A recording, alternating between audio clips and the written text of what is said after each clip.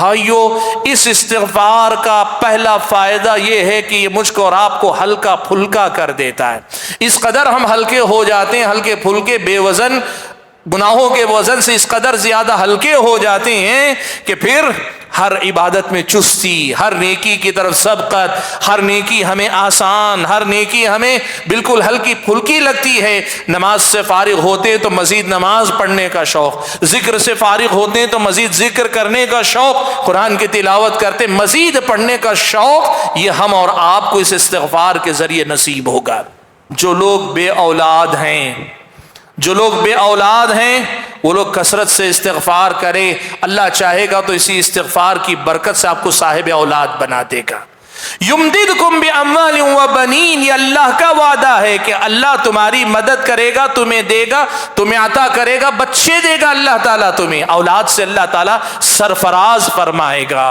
اور یہ مسئلہ صرف اولاد کے دینے تک نہیں، اگر اولاد ہے سرکش ہے، نافرمان ہے، یا پھر یہ کہ بگڑی ہوئی اولاد ہے، کوشش کے باوجود سدھر نہیں رہی، کثرت سے استغفار کرو، تمہارے استغفار، تمہاری دعا کی برکت اللہ تبارک و تعالیٰ تمہارے بچوں کے اندر اتارے گا، اللہ تمہارے بچوں کے اندر اس کی برکت اتارے گا۔ سبحان اللہ۔ پیارے نبی صلی اللہ علیہ وسلم نے اسی حقیقت کو بیان کرتے ہوئے کہا تھا کہ اللہ کے بندو، تم اللہ تبارک و تعالیٰ سے توبہ کرو، میں دن میں 100 مرتبہ اللہ تعالیٰ سے توبہ کرتا ہوں۔ دوسری حدیث میں اللہ کے نبی صلی اللہ علیہ وسلم نے فرمایا، میں دن میں 70 مرتبہ اللہ تعالیٰ سے استغفار کرتا ہوں۔ 70 مرتبہ اللہ کے نبی استغفار کرتے ہیں۔ اس سے معلوم یہ ہوا کہ یہ ایک ایسا عمل ہے استغفار جو ایک مسلمان کی زندگی کے معمولات کا حصہ ہونا چاہیے۔ اٹھتے بیٹھتے چلتے پھرتے، کوئی اچھی بات کوئی بری بات، کچھ اچھا ہوا کچھ برا ہوا یا کچھ نہیں ہوا، آدمی نارمل ہے تب بھی آدمی کو کثرت سے استغفار کرتے رہنا چاہیے۔ یہ اسلامی شریعت کی ایک ایسی تعلیم ہے جس کی طرف سے بڑی غفلت ہماری زندگی میں پائی جاتی ہے۔ وَقُلْ جَاءَ الْحَقُّ وَزَهَقَ الْبَاطِلُ إِنَّ الْبَاطِلَ كَانَ زَهُوقًا۔ الحمد للہ رب العالمین، والصلاة والسلام على اشرف الانبیاء والمرسلین وعلى آلہ واصحابہ اجمعین ومن تبعهم بإحسان إلى يوم الدين۔ يا أيها الذين آمنوا اتقوا الله حق تقاته ولا تموتن إلا وأنتم مسلمون۔ يا أيها الناس اتقوا ربكم الذي خلقكم من نفس واحدة وخلق منها زوجها وبث منهما رجالا كثيرا ونساء واتقوا الله الذي تساءلون به والأرحام إن الله كان عليكم رقيبا۔ يا أيها الذين آمنوا اتقوا الله وقولوا قولا سديدا يصلح لكم أعمالكم ويغفر لكم ذنوبكم ومن يطع الله ورسوله فقد فاز فوزا عظيما۔ أما بعد، فاعوذ باللہ من الشیطان الرجیم، بسم اللہ الرحمن الرحیم۔ فقلت استغفروا ربکم انہ کان غفارا یرسل السماء علیکم مدرارا ویمددکم باموال وبنین ویجعل لکم جنات ویجعل لکم انہارا۔ محترم حضرات اور پردہ نشین خواتین اسلام، رب العالمین کا مجھ پر اور آپ پر بے انتہا فضل و کرم ہے کہ آج نماز ظہر کے بعد اس مقام پر، اس کے اپنے اس گھر میں ہم اور آپ کو مل بیٹھنے کا اور دین کی کچھ باتیں سننے سنانے کا اس نے موقع عطا فرمایا، اپنی توفیق سے ہم اور آپ کو مالا مال فرمایا ہے۔ چونکہ یہ ملاقات مختصر ہے اور بہت ہی مختصر سے وقت میں کوئی اہم بات آپ کے سامنے رکھنی ہے، اس لیے ایک ایسے مسئلے کا انتخاب کیا گیا جو مسئلہ ہمارے اور آپ کے معمولات زندگی کا حصہ ہے۔ ایک مومن کی جو ایمانی زندگی ہے، ایک مسلمان کی اللہ تبارک و تعالیٰ کی جو بندگی والی زندگی ہے، ایسی ایمانی اور بندگی زندگی میں جن چیزوں کو نمایاں مقام اسلامی شریعت نے دیا ہے ان میں سے ایک اہم تعلیم ہے استغفار کی تعلیم، کثرت سے استغفار کرنا۔ ایمان والوں کی زندگی میں، اسلام پر عمل پیرا مسلمان کی زندگی میں، اللہ تبارک و تعالیٰ کی بندگی کرنے والے مسلمان کی زندگی میں استغفار اس کے معمولات زندگی کا حصہ ہے۔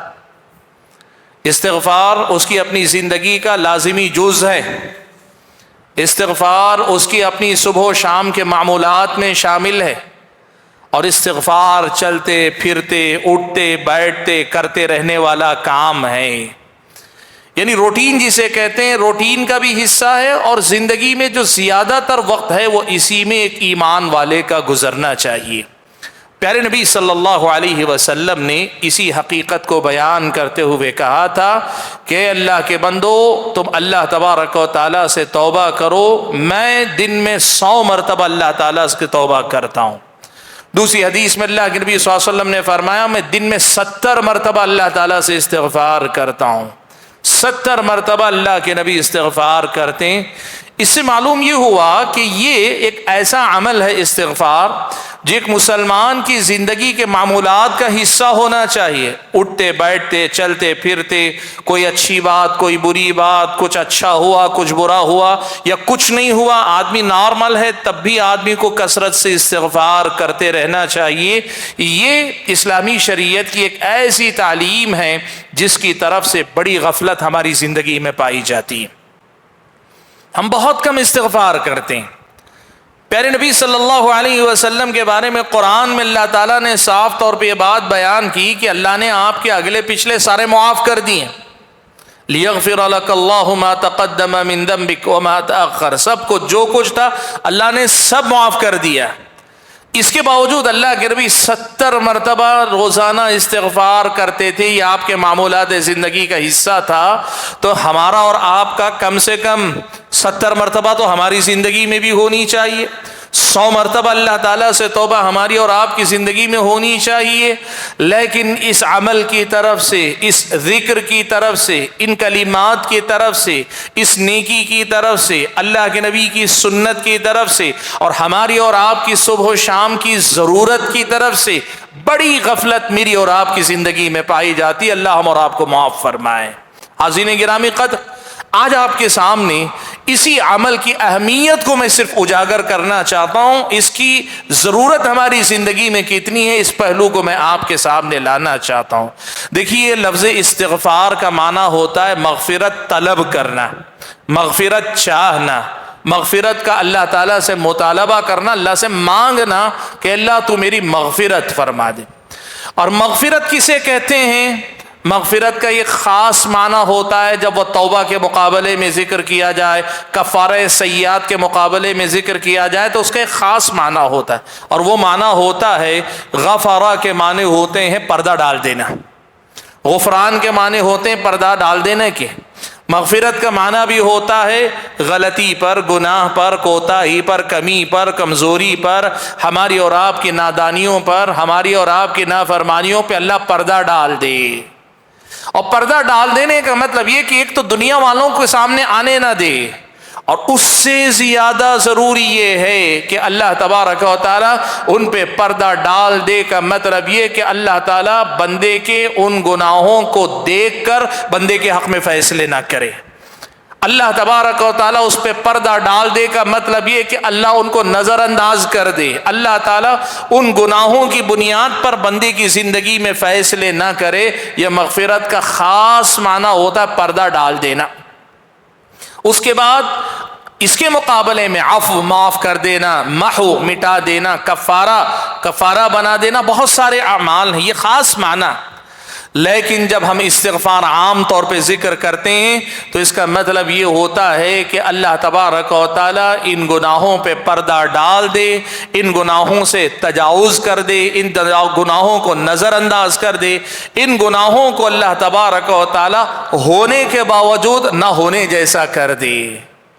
استغفار کا مطلب ہمارے پاس اسی عام معنی میں یہ ہے کہ ہم اللہ تبارک و تعالیٰ سے استغفار کرتے ہیں، اللہ تعالیٰ سے استغفار کرتے ہیں، یعنی ہم یہ دعا کرتے ہیں کہ اللہ تعالیٰ ہم سے جو گناہ ہوئے، ہم سے جو کوتاہی ہوئی، ہمارے اندر جو کمی ہے، ہم سے جو تیری نافرمانی ہو گئی، ہم سے تیرے حق میں جو زیادتی ہو گئی، ہم سے تیرے حکم کی جو سرتابی ہو گئی، ہم جو تیرے گناہ تیرے حکم کو ٹال گئے یا تیری ممانعات پہ رک نہ سکے، حد کو پھلانگ گئے، حد سے تجاوز کر گئے، اے رب العالمین تو اپنے فضل و کرم سے ہماری ان چیزوں پہ پردہ ڈال دے، ان کو معاف کر دے، ان کو نظر انداز کر دے، ان کی سزا نہ دے، ان کو تو کل عدم کر دے۔ یہ گویا ہم اور آپ استغفار کہتے ہیں تو یہ ہوتا ہے۔ اب استغفار کا طریقہ کیا ہے؟ استغفار کا ایک طریقہ تو یہ ہے کہ پیارے نبی صلی اللہ علیہ وسلم نے جو مسنون طریقہ بتایا اس طریقے پہ استغفار ذکر میں شامل کیا جائے۔ جیسے استغفر اللہ سب سے مختصر استغفار، استغفار کا سب سے مختصر اور سب سے آسان طریقہ یہ ہے کہ بندہ یہ کہے استغفر اللہ، استغفر اللہ، استغفر اللہ۔ اور آپ جانتے ہیں اذکار جو اللہ تعالیٰ نے الگ الگ اوقات پہ بتائے، نماز کے بعد کے اذکار ہوں، صبح و شام کے اذکار ہوں، مختلف معاملات کے بعد کے اذکار، ان میں اللہ تعالیٰ نے یہ استغفار رکھا ہے، استغفر اللہ۔ ایک تو اذکار میں جہاں جہاں استغفار آیا اس کا استغفار کریں، اور دوسرا یہ کہ اس سے ہٹ کر بھی آپ عمومی طور پر اسے اپنا ورد بنا لیں، اپنی عادت بنا لیں، اپنا معمول بنا لیں۔ آپ چلتے پھرتے اٹھتے بیٹھتے استغفر اللہ پڑھتے رہے۔ وہ دیکھیں اللہ کے نبی نے جو بات کہی، میں دن میں 70 مرتبہ استغفار کرتا ہوں، اذکار وغیرہ میں اگر آپ شمار کریں گے تو وہ یہ نمبر نہیں نکلے گا۔ جو بتاتا ہے اللہ کے نبی وہ صرف مسنون اذکار میں استغفار نہیں کرتے تھے، مسنون اذکار کے علاوہ بھی اللہ کے نبی صلی اللہ علیہ وسلم کثرت سے استغفار کیا کرتے تھے۔ یہ استغفار ہماری اور آپ کی زندگی کا معمول بننا چاہیے، اور اس میں اللہ کے نبی صلی اللہ علیہ وسلم سے استغفار کے الگ الگ صیغے آئیں، الگ الگ الفاظ اللہ کے نبی صلی اللہ علیہ وسلم سے آئیں، ایک ایک کر کے یہ دعائیں سیکھنی چاہیے۔ استغفار کے جو کلمات اللہ کے نبی نے سکھائے ہیں وہ سیکھ کر ہمیں ان کو اپنا معمول بنانا چاہیے۔ ان میں سے ایک ہے سید الاستغفار۔ اللہ کے نبی صلی اللہ علیہ وسلم نے سید الاستغفار کا اور اس کی فضیلت یہ بیان کی کہ اس کے سارے گناہ معاف کر دیے جائیں گے، سارے گناہ معاف کر دیے جائیں گے، سمندر کے جھاگ کے برابر ہو، کتنے ہی گناہ بندے کے پاس کیوں نہ ہو، سارے گناہ معاف کر دیے جائیں گے۔ کیا ہے؟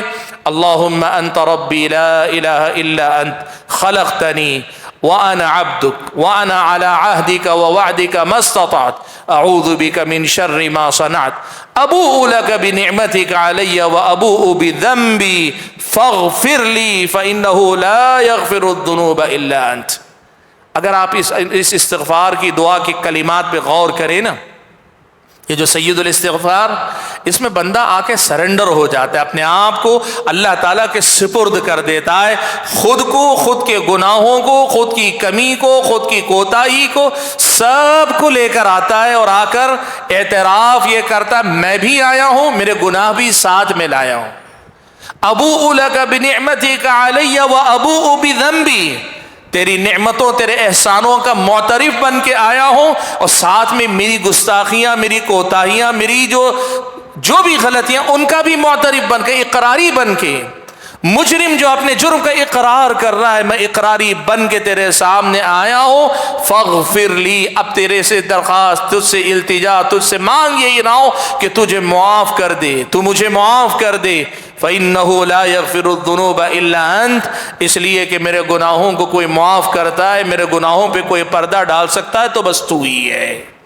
یہ جو کلمات ہیں سید الاستغفار کے، یقین مانیے جب اس میں ڈوب کر پڑھتے ہیں نا تو آپ کو ویسے ہی لگتا ہے جیسے मैल कुचैल में, कीचड़ में या धूल मिट्टी में अटे हुए आप आते हैं, तबीयत में बेचैनी रहती है। किसी हौज में आप डूब कर निकलें तो जैसी ताजगी का एहसास आपके अंदर होता है, अगर इस्तिग़फ़ार के इन कलिमात के मानी मतालिब समझ कर हम और आप पढ़ेंगे ना, यकीन मानिए ईमान की वही ताजगी, रूहानियत की वही पाकीज़गी, गुनाहों से वही तहारत और अल्लाह ताला के रहमो करम और उसकी इनायत का यही तजरबा हम और आप कर सकते हैं। बहुत बड़ी दौलत है ये इस्तिग़फ़ार, बहुत बड़ी नेमत है अल्लाह ताला की ये इस्तिग़फ़ार, बहुत बड़ा मौका है अल्लाह ताला का दिया हुआ ये इस्तिग़फ़ार, और बहुत बड़ी सहूलत है अल्लाह ताला का दिया हुआ ये इस्तिग़फ़ार, और मेरी और आपकी रोज़मर्रा की हाजत और ज़रूरत है इस्तिग़फ़ार। इस इस्तिग़फ़ार से हम बेनियाज नहीं हो सकते। अल्लाह के बंदो, इस इस्तिग़फ़ार की दौलत को पहचानो, इस इस्तिग़फ़ार की नेमत को पहचानो, इस इस्तिग़फ़ार की अहमियत को पहचानो। इस इस्तिग़फ़ार में अल्लाह ताला ने मेरी और आपकी दुनिया और आखिरत की भलाइयाँ रखी हैं। सुभान अल्लाह। भाइयों, प्यारे नबी सल्लल्लाहु अलैहि वसल्लम ने जो दीन हम और आपको दिया, अल्लाह के हुक्म से जो दीन अल्लाह के नबी सल्लल्लाहु अलैहि वसल्लम ने हम और आप तक पहुँचाया है, इस दीन के अंदर अल्लाह ताला ने इस इस्तिग़फ़ार का जहाँ हुक्म दिया है, इस इस्तिग़फ़ार के फ़वाइद और नुक़सानात इसके छोड़ने के दोनों अल्लाह ने खूब बताए। दुनिया का फ़ायदा और दुनिया के अंदर मादी फ़ायदा, दुनिया का दुनियावी फ़ायदा है, और दुनिया के अंदर रूहानी फ़ायदा, मेरी और आपकी अंदरून का फ़ायदा है। और सिर्फ दुनिया का फ़ायदा नहीं, इस इस्तिग़फ़ार के अंदर आखिरत का भी फ़ायदा। ये इस्तिग़फ़ार मेरी और आपकी दुनिया बनाने का ज़रिया है। ये इस्तिग़फ़ार मेरी और आपकी आखिरत को कामयाबी से हमकिनार करने का ज़रिया। बड़े फ़ायदे अल्लाह ताला ने इस इस्तिग़फ़ार के अंदर रखे हैं, बड़े फ़ायदे अल्लाह ताला ने रखे। क्या फ़ायदे हैं? मैं सिर्फ चंद फ़ायदे, इस्तिग़फ़ार के सारे फ़ायदे नहीं गिना पाऊँगा, लेकिन चंद मुंतखब फ़ायदे, कुछ इस दुनिया के, कुछ आखिरत के फ़ायदे आपके सामने मैं गिना लेता हूँ, ताकि हम और आप इस इस्तिग़फ़ार की अहमियत को समझ सकें। भाइयों, इस्तिग़फ़ार का सबसे पहला फ़ायदा ये होगा कि ये मुझको और आपको मेरे और आपके गुनाह के बोझ से बोझल होने नहीं देगा। मुझको और आपको मेरे और आपके गुनाह से बोझल होने नहीं देगा। ये जो मेरा और आपका इस्तिग़फ़ार है ना, ये इस्तिग़फ़ार मुझको और आपको हल्का फुल्का कर देगा। आपको मालूम है, एक बोझ है, हम सब उठाते हैं लेकिन महसूस करने वाले बहुत कम हैं। एक ऐसा बोझ है जो हम सब उठाते हैं, लेकिन इस बोझ को पहचानने वाले बड़े कम लोग हैं। वो है मेरे और आपके गुनाहों का बोझ। और ये बोझ कहाँ से महसूस होता है मालूम है? नमाज में महसूस होता है। नमाज के लिए खड़े होना बहुत बोझल लगता है। नमाज के लिए घर से निकल कर आना, घर से निकल कर जल्दी आना, वो कदम बोझल हो जाते हैं। वहाँ महसूस होता है ये मेरे और आपके गुनाहों का बोझ। रात में उठकर तहज्जुद पढ़ना चाहते हैं, उसके लिए उठना बहुत मुश्किल होता है। नींद पूरी हो गई लेकिन फिर भी उठना बहुत मुश्किल होता है। ये मेरे और आपके गुनाहों का बोझ है जो मुझे और आपको महसूस होता है। अल्लाह ताला का हम जिक्र करना चाहते हैं, जिक्र बड़ा बोझल लगता है। हालांकि अल्लाह ने ज़बान दी, ताकत दी, सब कुछ दी, लेकिन अल्लाह का जिक्र करना बोझ लगता है। कुरान की तिलावत हम करना चाहते हैं, कुरान की तिलावत बोझ लगती है। थोड़ी देर पढ़ते हैं, तबीयत के अंदर अजीब किस्म का बोझ लगता है, आदमी छोड़ के उड़ जाता है। भाइयों, इस इस्तिग़फ़ार का पहला फ़ायदा ये है कि ये मुझको और आपको हल्का फुल्का कर देता है। इस कदर हम हल्के हो जाते हैं, हल्के फुल्के, बेवज़न, गुनाहों के वज़न से इस कदर ज़्यादा हल्के हो जाते हैं कि फिर हर इबादत में चुस्ती, हर नेकी की तरफ सबकत, हर नेकी हमें आसान, हर नेकी हमें बिल्कुल हल्की फुल्की लगती है। नमाज से फारिग होते हैं तो मज़ीद नमाज पढ़ने का शौक़, ज़िक्र से फारिग होते हैं तो मज़ीद ज़िक्र करने का शौक़, कुरान की तिलावत करते मज़ीद पढ़ने का शौक़, ये हम और आपको इस इस्तिग़फ़ार के ज़रिए नसीब होगा। اس استغفار کی برکت سے اللہ تبارک و تعالیٰ میری اور آپ کی زندگی میں یہ گناہوں کا بوجھ ہلکا کر دے گا. یہ سب سے پہلا فائدہ. اور آپ بتاؤ کیا ہماری اور آپ کی زندگی میں کہیں نہ کہیں کسی کو زیادہ کسی کو کم, لیکن یہ بوجھ تو ہم سب محسوس کرتے ہیں. اگر واقعی محسوس کر سکیں, واقعی ہم محسوس کر سکتے ہیں. فرائض پڑھنے والے بھائی گھر سے نکل کے آتے ہیں, مسجد تک آتے ہیں, فرض پڑھتے ہیں, سنت پڑھنا بوجھل لگتا ہے. سبحان اللہ, 2 رکعات میں کوئی زیادہ محنت نہیں لگتی, لیکن یہ 2 رکعات اتنی بوجھل کیوں ہو جاتی ہیں؟ یہ میرے اور آپ کے گناہوں کا اثر ہے. استغفار کی برکت یہ ہے, اللہ کے حکم سے یہ استغفار مجھ کو اور آپ کو ہلکا پھلکا کر دے گا, گناہوں کا بوجھ اتر جائے گا, نیکیاں پھر آسان ہونے لگیں گی. ایک فائدہ. استغفار کا دوسرا فائدہ جو آج آپ کے سامنے ذکر کرنا چاہوں گا, ان گناہوں کی نحوست اور ان گناہوں کے نقصانات سے یہ استغفار مجھ کو اور آپ کو نجات دلانے کا باعث بنے گا. بھائیو دیکھو, ایک بات یاد رکھو, گناہ ایک ایسی چیز ہے, یہ گناہ اپنی قیمت وصول کر کے رہتا ہے. میں نے اور آپ نے اگر گناہ کیا, اس کی قیمت چکانی پڑے گی. اب اس کی قیمت کئی طرح سے آدمی چکاتا ہے, کئی طرح سے چکاتا ہے. کبھی آپ علماء سے سنیں, آپ دیکھیں, اہل علم کے لیکچرز یا بیانات اس پر موجود ہیں, گناہوں کے اثرات انسانی زندگی پر کیا کچھ ہوتے. استغفار ایک ایسی کنجی ہے, ایک ایسی چابی ہے, ایک ایسا ذریعہ ہے کہ گناہوں کے وہ سارے جو نقصانات ہیں, سارے نقصانات سے یہ استغفار مجھ کو اور آپ کو صاف کر لیتا ہے, بچا لیتا ہے. کیا کیا نقصانات ہوتے ہیں؟ دیکھیے, جب بندہ گناہ کرتا ہے نا, جب بندہ گناہ کرتا ہے تو اللہ تبارک و تعالیٰ اگلے گناہ کو اسے آسان کر دیتا ہے. آج چھوٹا گناہ کیا, کل اس سے بڑے گناہ تک اللہ لے جاتا ہے, سزا کے طور پر, گناہ کی سزا کے طور پر. گناہ کی سزا صرف آخرت میں جہنم ہی میں نہیں ملے گی, وہ تو بہت بڑی سزا. اس سے پہلے دنیا میں جو گناہ کی سزا ملتی ہے انسان کو, یہ بھی ہے کہ ایک گناہ کے بعد دوسرا گناہ اللہ آسان کر دیتا ہے. ایک گناہ کیا تو اگلا گناہ کرتا ہے, ایک گناہ کیا چھوٹا تو کل اس سے بڑا گناہ کرتا ہے. ایک نقصان گناہوں کا یہ ہے, اور گناہوں کا ایک نقصان یہ ہے کہ ایک گناہ کریں گے, اگلی بار نیکی کی توفیق سے آپ محروم کر دیے جائیں گے. اللہ تعالیٰ گناہ کی سزا یہ دیتا ہے کہ اگلی بار نیکی کی توفیق سے اللہ تعالیٰ آپ سے چھین لیتا ہے. آپ کے گناہ کی سزا یہ کہ اگلی بار آپ نیکی کرنا چاہتے ہیں, کوشش کے باوجود آپ سے نیکی نہیں ہو پاتی. یہ دونوں باتیں احادیث میں, قرآن میں اللہ نے بار بار بیان کیا. اللہ تبارک و تعالیٰ نے پیارے نبی صلی اللہ علیہ وسلم کی زبانی یہ بات بتائی. اللہ کے نبی نے کہا وَإِيَّاكُمْ وَالْكَذِبِ, لوگو جھوٹ سے بچو. اللہ کے نبی نے کہا وَإِيَّاكُمْ وَالْكَذِبِ, جھوٹ سے بولو. کیوں؟ جھوٹ گناہ ہے, لیکن اس کے ساتھ ساتھ کہا فَإِنَّ الْكَذِبَ يَهْدِي إِلَى الْفُجُورِ, اس لیے کہ یہ جھوٹ آدمی کو فسق و فجور, بے دینی کے کاموں کی طرف لے کر جاتا ہے. جھوٹ گناہ ہے, اس کی سزا تو ملے گی, یہ اللہ کے پاس عذاب کا باعث ہے, پکڑے جاؤ گے, جواب دینا پڑے گا. لیکن اس کے ساتھ ساتھ یہ بھی کہ ایک جھوٹ بولنے کے نتیجے میں اللہ تعالیٰ اگلے فسق و فجور کے کام کو تمہارے لیے آسان کر دے گا. گناہ تک لے کر جاتا ہے, اور گناہ نیکیوں سے روک دیتا ہے. اللہ تبارک و تعالیٰ نے منافقوں تک کا تذکرہ کرتے ہوئے قرآن میں فرمایا, وہ جو جنگ تبوک میں میدان میں نہیں نکل سکے تھے نا, میدان جنگ میں نہیں نکل سکے, پیچھے رہ گئے, اللہ تعالیٰ نے کہا وَلَوْ أَرَادُوا الْخُرُوجَ لَأَعَدُّوا لَهُ عُدَّةً. ان منافقوں کا اصل میں ارادہ ہی نہیں تھا نکلنے کا. اگر واقعی میدان میں نکلنے کا ارادہ کرتے, تیاری بھی تو کرتے, تیاری نہیں کی, اس سے پتا چلتا ہے کہ ارادہ نہیں تھا. اور آگے اللہ نے کہا اصل مسئلہ یہ ہے وَلَكِنْ كَرِهَ اللَّهُمْ بِعَاثَهُمْ فَثَبَّطَهُمْ وَقِيلَ اقْعُدُوا مَعَ الْقَاعِدِينَ. اصل مسئلہ یہ, ان منافقوں کے نفاق کی سزا کے طور پر اللہ تعالیٰ نے ان کو نکلنے کی توفیق ہی نہیں دی. جنگ تبوک جیسے عظیم معرکے میں نکلنے کی اللہ تعالیٰ نے توفیق ہی نہیں دی. فثبتهم, اللہ نے ان کی ہمتوں کو پست کر دیا. وقیل اقعدوا مع القاعدین, اور کہا گیا پیچھے جو لوگ بیٹھے رہ گئے تم بھی بیٹھے رہو. تو گناہ نیکی سے محرومی کا سبب بنتا ہے. اور گناہ کا ایک تیسرا نقصان یہ بھی ہے, گناہ آدمی کے دل میں اندھیرے مسلط کرتا ہے. گناہ آدمی کے دل میں اندھیرے مسلط کرتا ہے.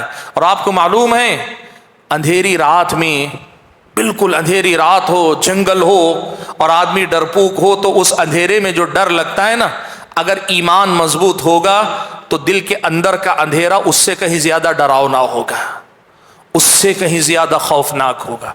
دل کا اندھیرا جو ہوتا ہے نا، اندر جو اندھیرا، اگر آدمی جھانکنا سیکھ لے، دیکھنا سیکھ لے، ڈر جائے گا آدمی۔ گناہوں کی تاریکی آدمی کو اندر سے ایسے ویرانے میں ڈھکے لے گی کہ جنگل و بیابان میں نہیں گھبرائے گا، اندر دیکھنے سے آدمی گھبرائے گا۔ یہ گناہ آدمی پہ ایسے مسلط ہوتا ہے، اور گناہ آدمی کے دل پہ مہر لگانے کا سبب بن جاتا ہے۔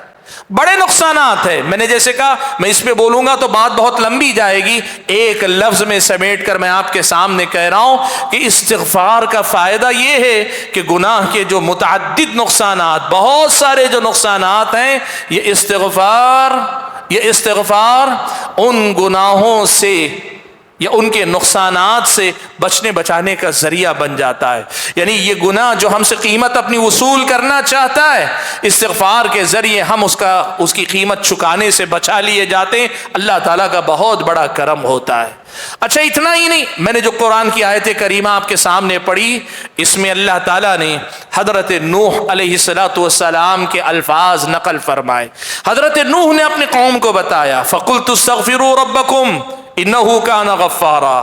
حضرت نوح کہتے ہیں کہ اللہ، میں نے اپنی قوم سے یہ بھی کہا، استغفروا ربکم، تم اپنے رب سے مغفرت طلب کرو، انہ کان غفارا، وہ گناہوں کا بخشنے والا ہے۔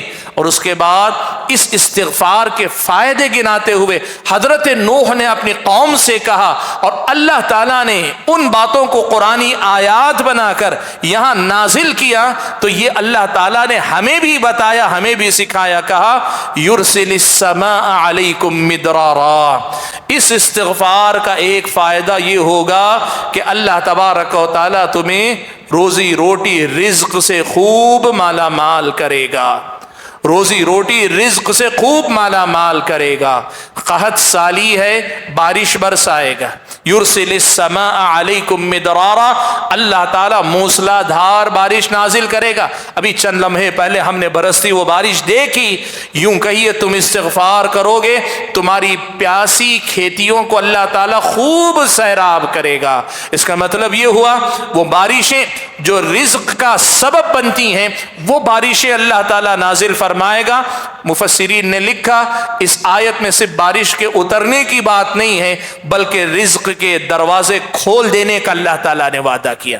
جو لوگ بے روزگار ہیں، کاروبار میں کمی آ رہی ہے، یا کاروبار میں گھاٹا ہو رہا ہے، نقصان ہو رہا ہے، یا کاروبار کو ترقی پہ لے نہیں جا رہے ہیں، جو بھی، وہ استغفار کثرت سے کریں، کثرت سے استغفار کریں۔ یرسل السماء علیکم مدرارا، وہ موسلا دھار بارش بھیجے گا، رزق کے دروازے اللہ تعالیٰ بھرپور کھولے گا۔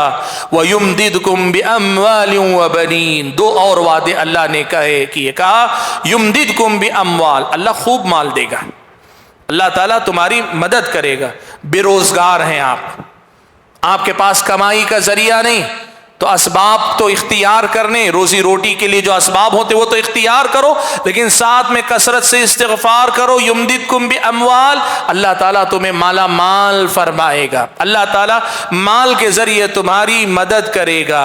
یمددکم باموال، اور آگے کہا وبنین، اللہ تعالیٰ اولاد کے ذریعے بھی تمہاری مدد کرے گا۔ سبحان اللہ، جو لوگ بے اولاد ہیں، جو لوگ بے اولاد ہیں، وہ لوگ کثرت سے استغفار کریں، اللہ چاہے گا تو اسی استغفار کی برکت سے آپ کو صاحب اولاد بنا دے گا۔